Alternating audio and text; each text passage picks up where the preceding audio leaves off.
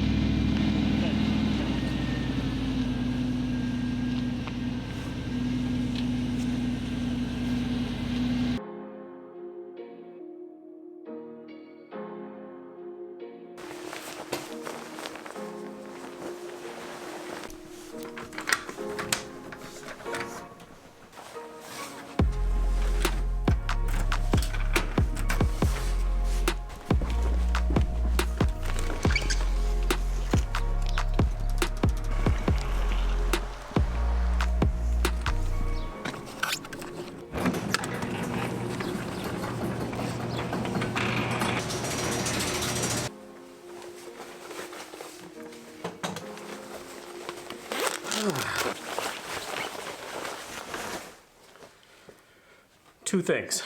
Yes, I did grow my hair out. Second thing, I didn't buy a Ferrari. This is just a really cool jacket someone got me for Christmas a few years ago.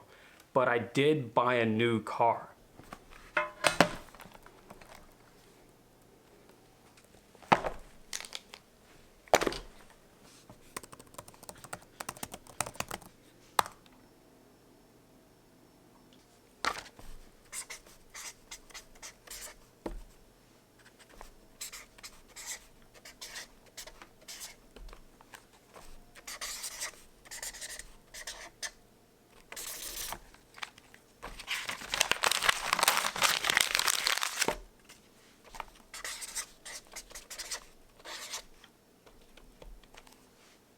Before I show you guys the new car, the other two cars are not going away. So yeah, there's still a lot left to do on those two cars. Hold on one second.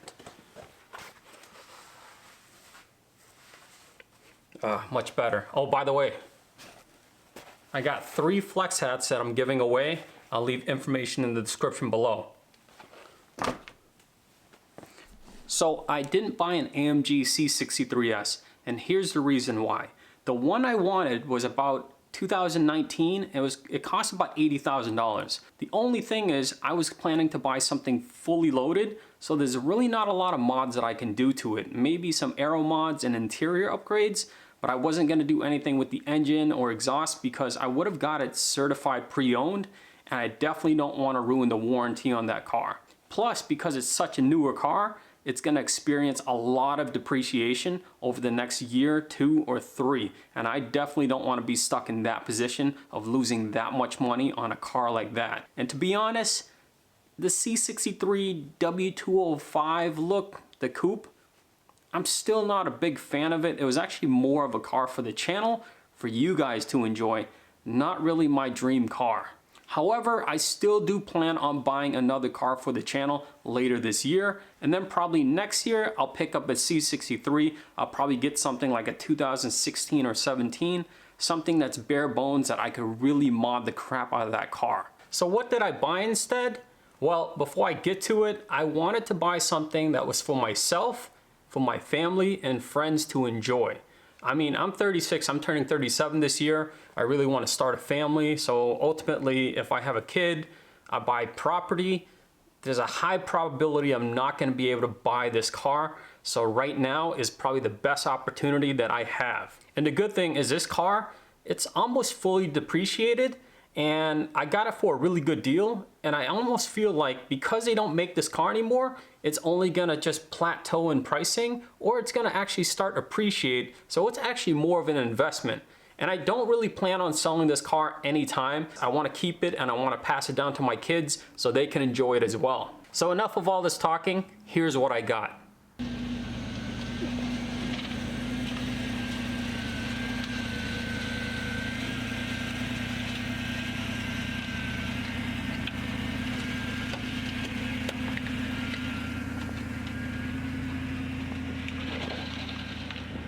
Yeah, I'm actually an R8 owner. I still can't believe it. It's actually right here.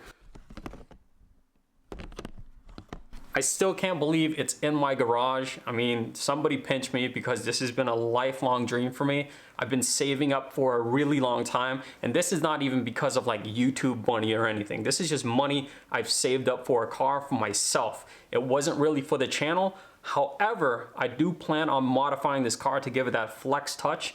And if you guys want to follow along with the video, there's going to be more of this kind of vlog style video. It's not going to be my traditional how-to videos, but hopefully it's fun and you guys can enjoy it and see what I do to the car. So this is a 2014 Audi R8 V8 Spyder. And you're probably wondering, why did I buy the V8?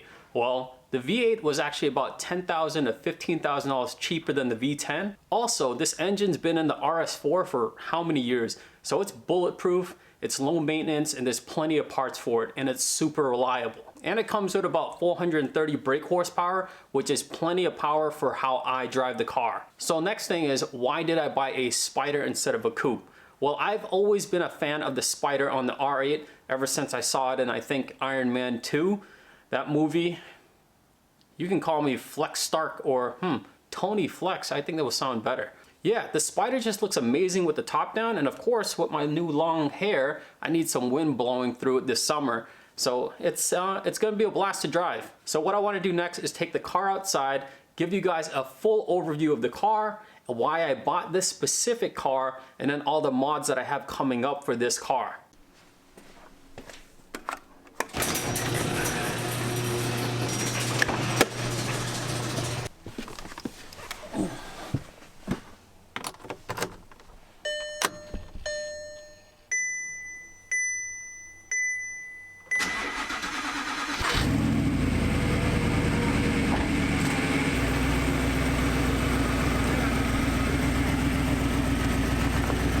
So I'm still trying to get used to this car. It's just really low and really wide, and I have to be very careful in how much throttle I give it because it's 35 degrees out right now and I'm on sport summer tires.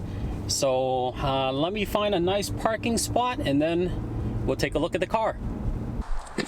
So what do you guys think of my new R8? So this is a Gen 1 or Mark 1 Audi R8. So they made it from 2008 to 2012. Then they skipped a year and then they made a facelift version for 2014 and 2015. And the reason I got a 2014 was because there's a lot of upgrades that I love over the 2008 to 2012 pre-facelift R8. Now let me walk you around the car. So let's first talk about the color. So this is a Daytona metallic pearl gray, and it looks pretty good, but it's too plain for me. So I'm definitely gonna be wrapping the car a different color. And then because it's a convertible, this right here is kind of like this silver color. I don't really like that, so I'm gonna turn this gloss black. So let's go to the front of the car. Of course, we got the big front grille for the Audi R8. I'm gonna black out the emblems. I'm gonna move my plate to the side. And I'm gonna update the grille. I'm gonna get a front splitter. And these right here, these are the headlights for the 14 and 15. These are updated for the facelift model. The old 2008 to 2012, they have more of like a curvy look and the LEDs are more spaced out. I think this looks a lot better and it's a lot more modern. So I'm gonna have to install some paint protection film for these headlights. Of course, I'm also gonna get a canard for the side here. And then let's go to the wheels. So the wheels, these are 19-inch wheels on the front and back. And they're sporting some Michelin Pilot Sport 4S tires, which are great summer tires, but for the winter, they're not that good. I really like the wheel design. I just don't like the color. I'm probably planning to upgrade to 20 inches. I'm not sure yet, but for the time being, I'll stick with these wheels and I'll probably change the color. And of course, there's a big fat caliper right there. That's gloss black. I'm gonna change the color as well, so that way it kind of works off what I'm doing for the color of the car. So as we go to the side, the mirrors, I'm gonna go carbon fiber. I'm gonna get some side skirt extensions. So this scoop right here, on the coupe, what's really cool is it has that carbon fiber side blade to kind of break up the car. Unfortunately, the convertible doesn't have it. It's just a scoop for the air to go in and feed into the engine. However, I think there's a company that actually makes a carbon fiber cover for this, so I'm probably gonna get that as well. Okay, moving to the back. 19-inch wheels, but now these tires in the back, these are 305/30/19s, so these are fat and juicy. I love these. And of course the caliper in the back, gonna have to change the color as well. Okay, let's move to the back side.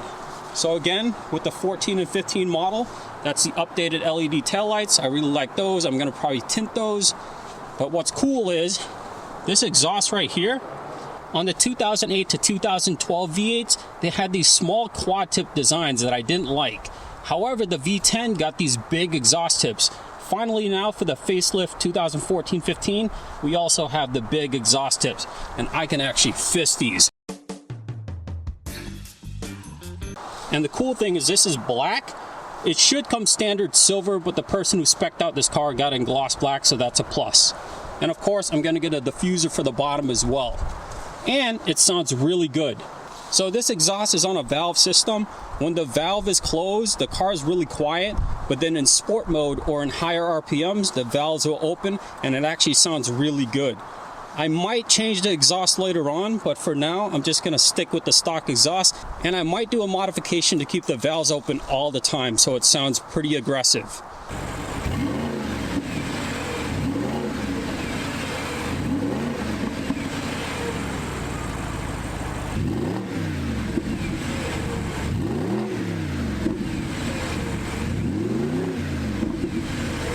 Okay, now we got the wing. So this is actually the wing that's built into the car at around, I don't know what it is, I think it's 60, 65 miles per hour. It'll automatically come up, but I'll also have a button inside if I want to go into flex mode and get this up all the time. And of course with me, this doesn't do justice, so I'm definitely going to get a brand new spoiler for this car. Okay, moving up to the cover right here for the convertible. So the cool thing about the coupe was it had that glass cover to show the engine. However, with the convertible, it doesn't have it. I'm perfectly fine with it. It has these awesome louvers that looks really aggressive. Again, these were supposed to be silver, but the person who spec'd the car got them gloss black, so I love that. And my hand's dirty from the exhaust, whatever. And another cool thing about the convertible is this rear window, I can move it up and down. So if I have the top up, I can lower the window and listen to the exhaust while I'm driving. Whereas the coupe, that's a stationary window and you can't move it up or down. So for the interior, everything is wrapped in nice fine leather, which is awesome. The only thing that I wish this car had, which was a really cool option, was diamond stitching on the door panels and also on the inserts in the middle of the seats. However, I can live with the way the car is because these cars are already hard enough to find in really good condition. But the good thing is I have carbon fiber accents on the door over there, and also along the center dash, which looks really good. And also it comes with the upgraded sound system, which sounds great. Got the flat bottom steering wheel. And these also come with paddle shifters. Yes, paddle shifters, because I got an automatic. So you guys are probably wondering, Flex, why did you get an automatic? Why didn't you get a manual? So here's the thing. If I was to buy this car for myself and only for myself, I would get a gated manual because I've heard it's a great driving experience on the R8. However, because I want to share the car with family and friends, I want them to be able to drive it comfortably, so an automatic was the best choice. And I got the 2014 model because in 2008 to 2012, there was an S-tronic transmission for the automatic, and it was terrible. It was super jerky, and most people who drove the car had to drive in manual mode just to be able to have a good experience. If not, you're constantly lunging through every single shift. So now in the 2014-15 model, they have the S-tronic version, which is a dual clutch system, and it works fantastic. It's super smooth and it's super fast, and I think it's definitely going to add value to this car. When people in the future are going to look for Mark 1 or Gen 1 Audi R8s to buy, they'll probably buy the 14 and 15 models. So other than that, everything is pretty standard. It's a really nice sport luxury interior. It's not too crazy or over the top. The radio definitely sucks, so I'm definitely going to upgrade that to maybe an Android system. There's a few other things I want to do inside. I might do an ambient light kit. I'm not 100% sure yet. Of course, I'll tint the windows. And there was one more option that I wish I had on this car, but of course, it's really hard to find, was white face gauges. But these are kind of like gray. They're light color. They still look pretty good regardless. So I'm super cold right now. It's 35 degrees. I had to put the top up just to do the video for the interior because I'm freezing my butt off. I think it's time for me to have a nice warm bubble bath.